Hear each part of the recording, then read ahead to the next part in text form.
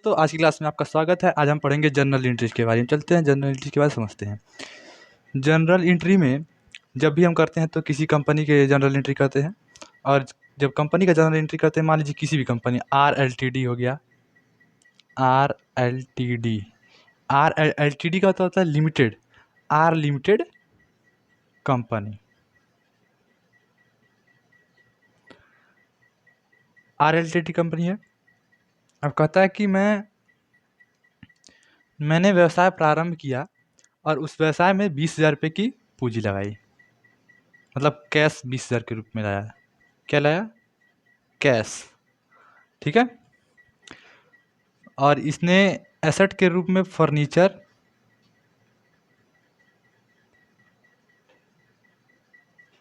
5,000,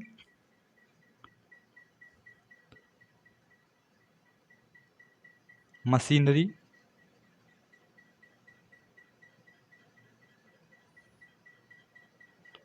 और लाया purchase. Purchase मतलब गुड्स, गुड्स कहिए या परचेज कहिए, तो गुड्स। मशीनरी लाया गया है आपका 4,000 और गुड्स आया है 3,000। मैंने पिछली क्लासों में आपको बताया था जनरल एंट्री के बारे में कि दो प्रकार से बनाया जाता है। जनरल एंट्री क्या आता है? एक तो आप गोल्डन रूल के अनुसार करते हैं और दूसरा आप अमेरिकन रूल के अनुसार जनरलाइजिंग करते हैं। गोल्डन रूल में 3 प्रकार से किया जाता है, पर्सनल, रियल और नॉमिनल के अनुसार। पर्सनल का आपको बताया जाता है debit the receiver and credit the giver. और एक रूल मैंने बताया था debit the debtor and credit the creditor, लेकिन यह कभी कभी रूल लागू किया था debit the debtor and credit the creditor, लेकिन debit the receiver and credit the giver ये रूल हमेशा लागू किया जाता है। रियल अकाउंट में हमें बताया था debit watt comes in and credit what goes out, यानी व्यवसाय में आने वाली सभी चीज़ों को डेबिट और व्यवसाय से जाने वाली सभी चीज़ों को क्रेडिट किया जाता है। और मैंने नॉमिनल मैंने अव्यक्तिगत बताया था, अवास्तविक खाते में, कि losses and expenses are debited and income and gain are credited. Losses and expenses मतलब सभी हानि व व्यय डेबिट, सभी आय व आगम, ठीक है, को क्रेडिट किया जाता है। और जब हमने आपको अमेरिकन कॉन्सेप्ट बताया था तो बताया था कि एसेट्स का बैलेंस डेबिट होता है और जब भी वो इंक्रीज करता है तो डेबिट, और जब भी डिक्रीज करेगा तो वो क्रेडिट हो जाएगा। और वही लाइबिलिटी मतलब लाइबिलिटी का बैलेंस क्रेडिट होता है, जब वो इंक्रीज करेगा तो क्रेडिट होगा और जब डिक्रीज करेगा तो डेबिट हो जाएगा। तो अब हम शुरू करते हैं अपने जर्नल के बारे में। जर्नल में मैंने क्या था कि कई प्रकार से एंट्री की जाती है। एक तो सिंगल एंट्री और एक कंबाइंड एंट्री की जाती है। मैं दोनों एंट्री का आपको करा के दिखाता हूँ। देखिए, मान लीजिए 4 यहाँ पे ऑप्शन 4 दिए गए हैं, कैश, फर्नीचर, मशीनरी और गुड्स। गुड्स को हम लोग क्या बोलते हैं? परचेज। ठीक है, क्योंकि हमारे लिए उन्होंने उसे परचेज किया, वही गुड है हमारे लिए। सब लोग तो गुड बोलते हैं, लेकिन सब वस्तु बोलते हैं, हम उसको माल क्यों बोलते हैं? क्योंकि जो चीज़ का हम व्यापार करते हैं वो हमारे लिए माल होता है, यानी गुड्स होता है। ठीक है, तो अब हम जर्नल की एंट्री करते हैं। तो एक टॉपिक होता है हमारा कि ये जो चीज़ है एक एक करके करें। जैसे cash account debit to capital account, एक का करें 20,000। फिर करें furniture account debit to capital account, फिर machinery account debit to capital account, फिर यहाँ गुड्स की जगह परचेज हमने बताया तो purchase account debit to capital account. तो ये एक 4 प्रकार से एंट्री होती है। ये 4 हो गए। और एक होता है कंबाइंड, यानी चारों को जोड़ के एक ही। अब मैंने यहाँ पे cash account debit to capital account क्यों किया था, ये तो मैंने पिछली क्लास में भी बता दिया था आपको कि कैश हमारा एसेट होता है और जब व्यवसाय में एसेट आता है तो डेबिट होता है। और हमारे लिए एक लायबिलिटी बढ़ गई किसके प्रति? बिजनेसमैन के प्रति, जो कि वो कैपिटल लाया है। तो ये कैपिटल उसके लिए लायबिलिटी होती है कंपनी के लिए, और इसलिए इसे क्रेडिट के। अब एक चीज़ आपको सभी टीचर ये बताते हैं कि अपने आप को व्यवसाय का मालिक समझिए, कि ये व्यवसाय का मैं खुद मालिक हूँ। व्यवसाय को आप मालिक समझिए कि जैसे कि ये are L T D company है, कि आर एल टी डी का मैं मालिक हूँ। किस चीज़ का? व्यवसाय का मालिक मत बनिए। जब भी आप जर्नल एंट्री कीजिए तो व्यवसाय का मालिक बनिए, बिजनेस का। किसके नाम से चल रही है कंपनी ने, मतलब कौन सी कंपनी है उस कंपनी का मालिक बनिए। जैसे कि बताया गया था बिजनेस सेपरेट एंट्री सिस्टम, कि व्यवसाय में पृथक अवधारणा होती है बिजनेस और बिजनेसमैन के बीच में। तो क्या are L T D company का मालिक बनेंगे तब आपके लिए वो लाइबिलिटी होगा, लेकिन जब वो बिजनेसमैन का मालिक बनने लगेंगे तो ये आपके लिए एसेट मानने लगेंगे। तो इसको कैपिटल को हम लोग लायबिलिटी मानते हैं, मैंने आपको बताया था। अब हम बताएंगे आपको कि ये चारों कंबाइंड कैसे किया जाता है। देखिए सिंपल सी बात है, यहाँ पे कैश आया है, कैश का बैलेंस क्या होता है, डेबिट। और दूसरी बात, debit what comes in, debit what comes in. व्यवसाय में जो भी चीज़ आती है, संपत्ति आती है, उसे हम क्या करते हैं, डेबिट करते हैं। तो कैश अकाउंट डेबिट हुआ, ठीक है। और फर्नीचर भी हमारा एक एसेट है, एसेट व्यवसाय में आया तो ये 5000 का है, तो 5000 पहले बाद में लिखेंगे, पहले फर्नीचर लिखेंगे हम। फर्नीचर भी हमारा अकाउंट डेबिट, ठीक है। फिर हमारा मशीनरी है, मशीनरी भी एसेट है, और मशीनरी भी एसेट है इसलिए इसको भी डेबिट करेंगे, मशीनरी अकाउंट डेबिट। और यहाँ पे जो गुड्स देख रहे हैं इसे हम गुड्स के नाम से नहीं, ये हमारे लिए माल होता है और ये हम क्रय करते हैं, तो इसका नाम गुड्स नहीं रखा था, यहाँ पे परचेज लिखा था जर्नल एंट्री में। तो यहाँ पे हम लिखेंगे परचेज अकाउंट डेबिट, ठीक है। और ये सब हम कंपनी के लिए, यानी कंपनी मतलब मैं, कंपनी मतलब मैं, मेरे लिए अब ये सब क्या हो चुकी है, लायबिलिटी। क्योंकि इन सबको हमको जब भी हम फ़ायदा होगा और जब ये व्यवसाय छोड़ के जा रहे होंगे या जब अपने व्यवसाय की स्थिति जानना चाहेंगे तो किससे जाएंगे, मेरे द्वारा जानेंगे। और मैं इस कंपनी का ऑनर हूँ, मैं इस कंपनी का ऑनर हूँ, बिजनेसमैन का नहीं, शेयर होल्डर का नहीं। तो ये कैश, फर्नीचर, मशीनरी या परचेज मेरे लिए लायबिलिटी है। और लायबिलिटी का बैलेंस क्या होता है, क्रेडिट होता है। तो टू कैपिटल अकाउंट, ठीक है। कितना करेंगे, यहाँ पे जो आपका 20,000 है, इसको 20,000 लिखते हैं। देखिए यहाँ पे डी आर और यहाँ पे सी आर किया जाता है, ठीक है। डी आर के सामने जस्ट सी आर का एंट्री नहीं, मतलब अमाउंट नहीं लिखा था, उससे नीचे लिखा था। देखते हैं अभी ये 20,000 हो गया। फर्नीचर 5,000 का था आपका, मशीनरी 4,000 की थी, और परचेज आपका 3,000 का। तो कितना हो गया, 32,000, ठीक है, यानी 32,000। तो यहाँ पे हम क्रेडिट क्या है यहाँ लिख सकते हैं, नहीं लिख सकते, इसके सामने या इसके सामने या इसके सामने या इसके सामने, उससे एक लाइन नीचे लिखा आता है।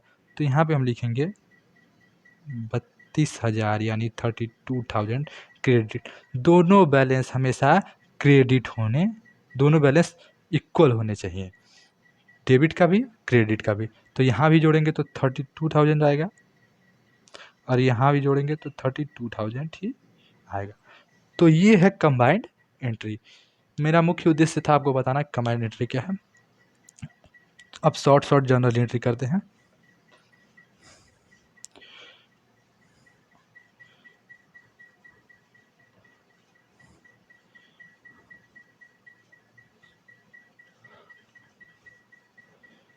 देखिए मान लीजिए ये जो हमने एंट्री की है ये था आपका 1 अप्रैल का, 1 अप्रैल का ये था। अगले दिन हम लोग क्या करते हैं, अगले दिन मतलब एक दिन तो चला ही, गुड परचेज आया था 3 अप्रैल को। 3 अप्रैल को राम से हमने उधार माल खरीदा।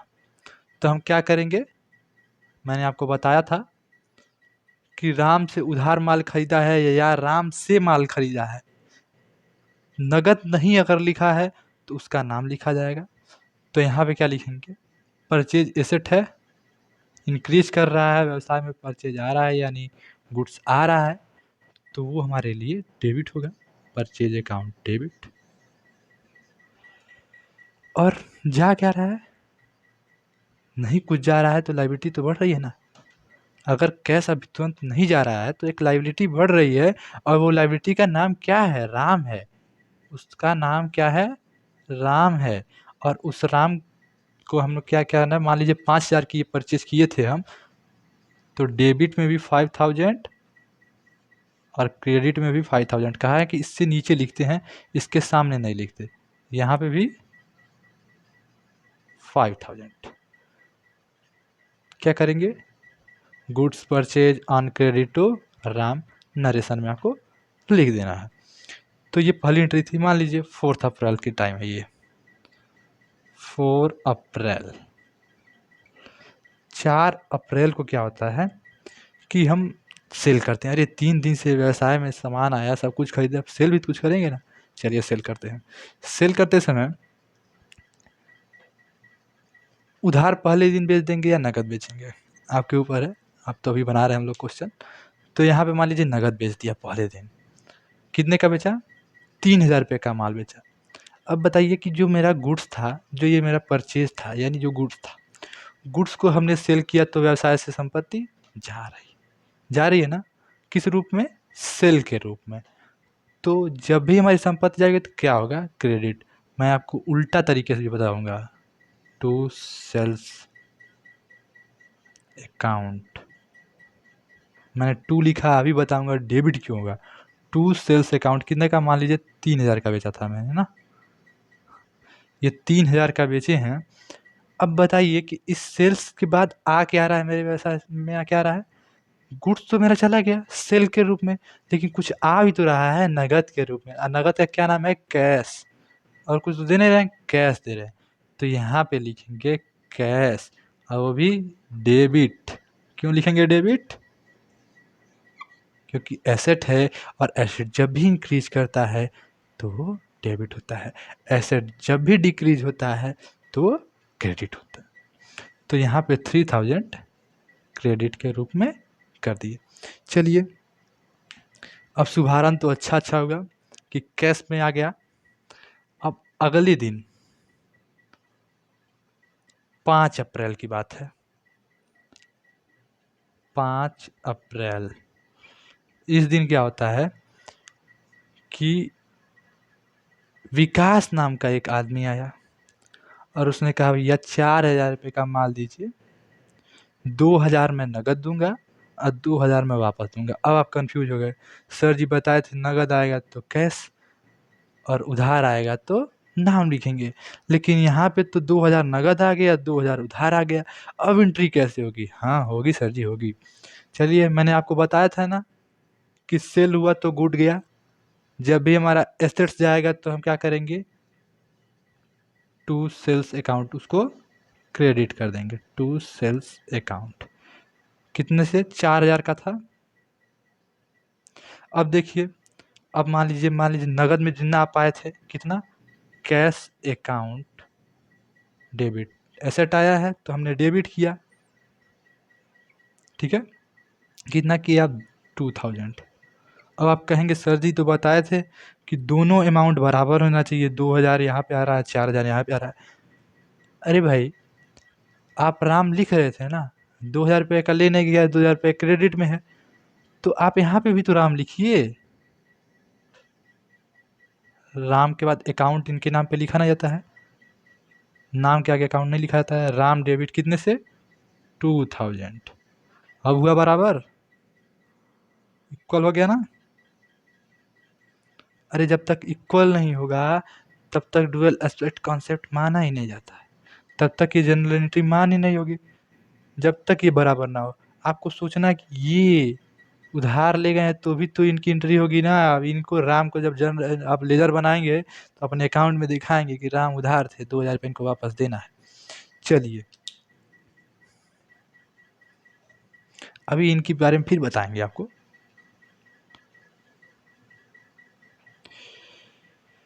यहाँ पे राम डेबिट थे और सेल्स क्रेडिट था, जो कि यहाँ पे कैश होना चाहिए तो टू सेल्स होना चाहिए था। चलिए कोई बात नहीं। अब आया आपका डेट 7 अप्रैल, 6 अप्रैल को कुछ नहीं किए ये लोग। अभी 5000 4000 का माल बेचते जा रहे हैं, माल तो घट गया होगा ना, माल आ रहा है फिर से। अब हम जो माल खरीदे हैं उसे नकद खरीदे हैं, क्या कि बार बार थोड़ी उधार देगा। कितने का नकद माल खरीदे, 8000 का कैश में खरीदे। परचेज अकाउंट डेबिट, क्या आ रहा है, गुड्स आ रहा है, और क्या जा रहा है, कैश जा रहा है। Purchase account debit to cash account, कितने का, 8000। ठीक है। यहाँ पे नरेशन करेंगे गुड्स परचेज ऑन कैश। अब देखिए 7 अप्रैल हो गया, 8 अप्रैल को यहाँ पे पैसा वैसा दे दिए तो सब पैसा घट गया, भेज दिए उनको, अपने कर्मचारी को कहें जाइए आराम से पैसा लेके आइए, 2000 रुपये अभी तक दिया नहीं है। 8 अप्रैल को कर्मचारी गया, मैं एक उदाहरण दे रहा हूँ आपको। 8 अप्रैल को राम ने पैसा लाया, कहा कि सर जी आप अपना पैसा लीजिए, तो राम ने 2000 रुपया मुझे दिया, यानी राम ने पैसा दिया कितना, 2000 रुपये। 2000 रुपये उधार था, 2000 रुपये देगा ना, राम से पैसा प्राप्त हुआ। ये आपका प्रश्न आएगा कि जनरल एंट्री की राम से पैसा प्राप्त हुआ, तो वहाँ पे राम क्या थे, डेबिट थे, यहाँ पे क्या हो जाएंगे, क्रेडिट, और उनकी एंट्री खत्म हो जाएगी। कैश अकाउंट डेबिट, क्योंकि रुपया आया है, कितने से आया है, 2000, हमारे एसेट के रूप में राम जी थे, जो कि अब खत्म हो गए। 2000 रुपये का एसेट था टू राम, और 2000 रुपये की लाइबिलिटी के रूप में ये चले गए, कितने से, 2000 से। जर्नल का नरेशन कर देंगे कैश रिसीव टू राम, और यहीं इनका एंट्री खत्म हो जाएगा। चलिए इतना कुछ कर रहे हैं, लेबर ओवर चार्ज देंगे। 9 अप्रैल को 2000 रुपये का खर्चा हुआ, 2000 रुपये व्यय हुए, कितने अप्रैल को, 9 अप्रैल को। तो मैंने आपको बताया था कि एक बात, losses and expenses are debited, ये व्यय एक एक्सपेंस है, और नॉमिनल अकाउंट कहता है, अवास्तविक कहता है losses and expenses are debited.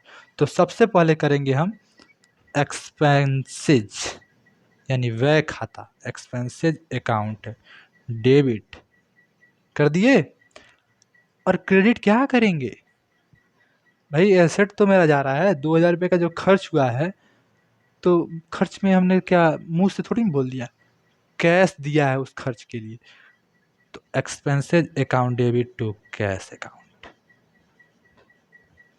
कितना, 2000, ये 2000 यहाँ पे, और ये 2000 रुपये यहाँ, ठीक है। Expenses account debit to cash account, तो ये एक्सपेंस हो गया।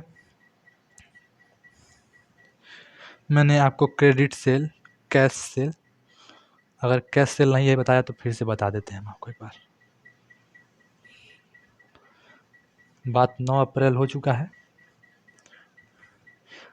अब ये लोग 5 दिन तक खाली रहते हैं, कोई बिक्री विक्री नहीं होती है। 15 अप्रैल को एक इनका एम्प्लॉय था, मैनेजर, उसने एक व्यक्ति को ढूंढ के लाया, कहा भैया यहाँ से मान लीजिए आपको सस्ते में मिलेगा, ठीक है। और वो व्यक्ति आया, भाई कह रहा है हमारे यहाँ के एम्प्लॉय हैं, हमारे सगे संबंधी हैं, अच्छी चीज़ बता रहे होंगे लेने के लिए, चलिए ठीक है इन्हीं के यहाँ से ले लेते हैं। तो उन्होंने क्या किया कि 15,000 रुपये का माल खरीदा, तो व्यवसाय के लिए तो बिका है ना, तो 15,000 का माल बेचा, ऐसा यहाँ पे लिखा हुआ है, ठीक है। अगर लिखा हुआ चलिए एंट्री कर देते हैं। कैश रिसीव हुआ आपको, कैश अकाउंट डेबिट, नगद में खरीदे हैं, नगद माल बेचा है, cash account debit to sales account, कितने का, 15,000। ये 15,000 का जब माल खरीदे हैं तो हम कह देंगे गुड सेल, नरेशन में गुड सोल्ड ऑन कैश, या cash good sold and cash receive 15,000, ठीक है, नरेशन हो गया। अब बताइए, एक दिन तो इनके साथ चला जाएगा कि हाँ भाई हम सगे संबंधी, कैसे कमीशन उससे थोड़ी नहीं लेते हैं। फिर 2 दिन बाद वापस आता है 17 अप्रैल को, वही मैंने जो भुलवा के लाया था अपने आदमी को, अपने सगे संबंधी को, अब इनसे कहेगा भैया 10% कमीशन दीजिए, आपका माल बेचवाए हैं हम, ठीक है। तो ये बताइए, सेल हुआ अच्छी बात है, सेल तो मेरे लिए फ़ायदा हुआ, लेकिन जब ये कमीशन देना पड़ता है ना, तो मेरे प्रॉफिट में से दे देना पड़ता रहा है, और वो भी मान लीजिए 10% दिए तो 1500 रुपया तो कमीशन हो गया। अब कमीशन जो 1500 रुपया हुआ है वो हमारे लिए एक्सपेंस है, वो हमारे लिए लॉस है। और जब लॉसेज एंड एक्सपेंसेज हम जानते हैं डेबिट है, तो हम कमीशन तुरंत डेबिट कर देंगे। Commission account debit. और ये बताइए जा क्या रहा है? कैश। एसेट्स का बैलेंस होता है डेबिट, और जब वो जाने लगता है, कम होने लगता है, तो क्या होता है? क्रेडिट। तो फिर वही बात, टू कैश। कितने का? 1500 रुपया।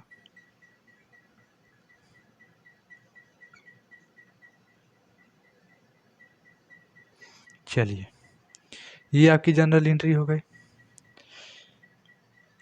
अब 2 दिन के लिए भाड़े पे मजदूर बुलाया गया, इनको लादने देने के लिए, सामान जो बेचे थे। 19 अप्रैल को माल भेज रहे हैं, 15 ही अप्रैल को बिका, 19 अप्रैल को बताइए माल भेजा जा रहा है। 19 अप्रैल को जब माल भेजा गया तो 500 रुपया देना पड़ा रदाई उदाई का, ठीक है, जो हम वेजेस के रूप में मान रहे हैं।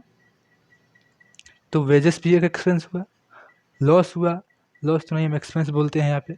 वेजेस अकाउंट डेबिट, जानते हैं लॉसेज एंड एक्सपेंसेड या डेबिटेड।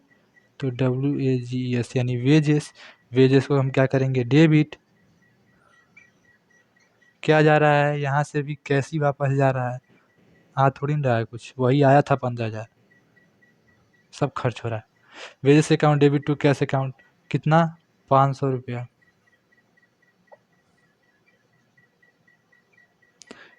ठीक है, ये हो गया 19 तारीख तक का आपका काम। 19 तारीख के बाद अब मान लीजिए 15,000 रुपये का माल बेच दिए अगर ये, तो फिर माल तो कम पड़ गया। चलिए अब माल मंगाते हैं फिर से।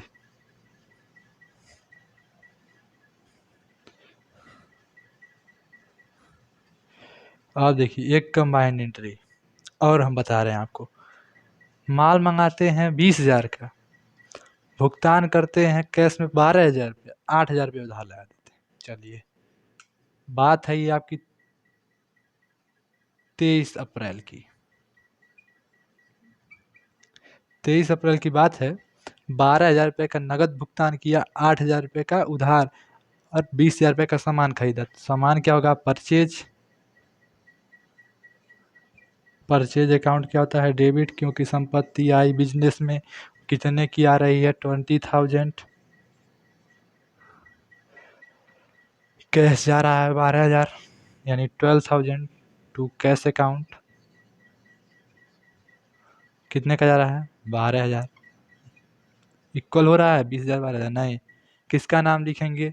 जिसने हमें दिया है। मान लीजिए ये श्याम ने दिया था हमें, चलिए श्याम का नाम लिख दिए। श्याम टू श्याम, कितने?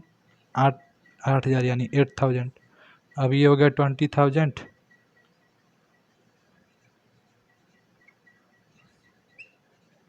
इक्वल जनरल एंट्री हो रही है ना? कहीं गड़बड़ नहीं हो रहा? कहीं गड़बड़ नहीं होगा। आप समझिए, संपत्ति आ रही है या जा रही है, कौन सा रूल लागू करना है? सभी रूल से एक ही समान एंट्री होती है, चाहे आप गोल्डन रूल कीजिए, अमेरिकन रूल कीजिए, जो आपके दिमाग में आसानी से बैठ जाए वो रूल लागू कीजिए। और ना समझ में आए तो कमेंट कीजिए, हम आपको समझाने का अच्छा प्रयास करेंगे। और उससे भी ना समझ में आए तो आप लाइव क्लास कीजिए। मेरा नंबर है 6306545885। मेरा नाम विनीत मिश्रा, ठीक है।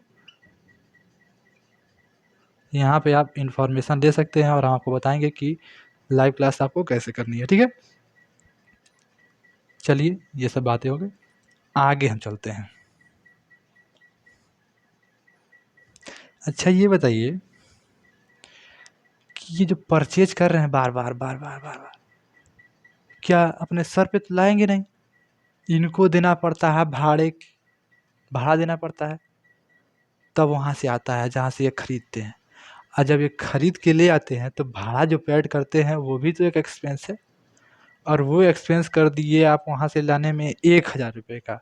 तो आपके लिए ये 25 तारीख को ये आ रहा है। 23 तारीख को खरीद लिए, लेकिन 25 तारीख को इनके व्यवसाय में, यानी इनके दुकान पे पहुँच रहा है, इनके शॉप में पहुँच रहा है, इनके माल में पहुँच रहा है। कितना? 25 तारीख को, 25 अप्रैल को। और इनको भुगतान करना पड़ रहा है कैरेज, ठीक है। वो भी कितने का? कैरेज लॉस है कि एक्सपेंस है, एक्सपेंस है। एक्सपेंस क्या होता है? डेबिट होता है, और वो भी 1000 रुपये से डेबिट हो रहा है। ठीक है। और क्या जा रहा है कैरेज के रूप में? क्या हम भुगतान कर रहे हैं? मिठाई तो भुगतान नहीं कर रहे हैं, ना दवा भुगतान कर रहे हैं। क्या भुगतान कर रहे हैं? तो वो हम कर रहे हैं कैश। यहाँ पे तो उधार भी नहीं लगाते, छोटे छोटे इंसान हैं, इन लोगों का इतना ही रोजी रोटी है, कहाँ 1000 रुपये की उधार लगाने लगेंगे इसमें भी। तो ये हम नगद भुगतान कर रहे हैं। ठीक है, एक 1000 रुपये का। अब ये आज 25 तारीख तक पहुँच चुके हैं, महीने तक की ही एंट्री हम करते हैं। कैरेज का किया तो साल भर का देखा जाता है, लेकिन यहाँ हम लोग महीने भर की करते हैं कोई भी एंट्री जब हम लोग शुरू करते हैं तो। कोई भी क्वेश्चन देखिए आप। तो carriage account debit to cash account हो गया। देखिए, अब इस कंपनी का रूल है कि कंपनी 28 तारीख को ही सैलरी पेड कर देती है। क्या करती है?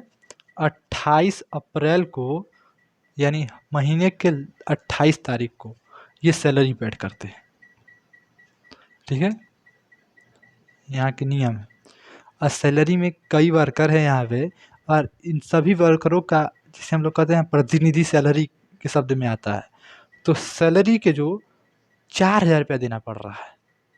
अब 5 वर्कर हैं, 8 वर्कर है, ये हम नहीं बताएंगे आपको, ये प्रश्न बताता है। और मेरा प्रश्न है कि 5 वर्कर हैं और 800 रुपये एक वर्कर को दिया जा रहा है। ये सब हमें नहीं बताना है, बताना है कि 4000 रुपये की सैलरी दी जा रही है। सैलरी एक हमारे लिए एक्सपेंस है। ठीक है, तो वो सैलरी हम एक्सपेंस के रूप में देते हैं सैलरी अकाउंट डेबिट, क्योंकि losses and expenses are debited. जब तक आप कमेंट में नहीं कहेंगे कि सर अब बताना छोड़ दीजिए, रूल, गोल्डन रूल के अनुसार और अमेरिकन रूल के अनुसार लॉसेज एंड एक्सपेंसेस डेबिट होता है, और क्यों डेबिट होता है यही चीज़ हम तब तक बताएंगे आपको। सैलरी अकाउंट डेबिट, और क्या जा रहा है? Cash. Credit word goes out. तो ये हो गया टू कैश अकाउंट। कितने का? मैंने बताया 4000 रुपये का।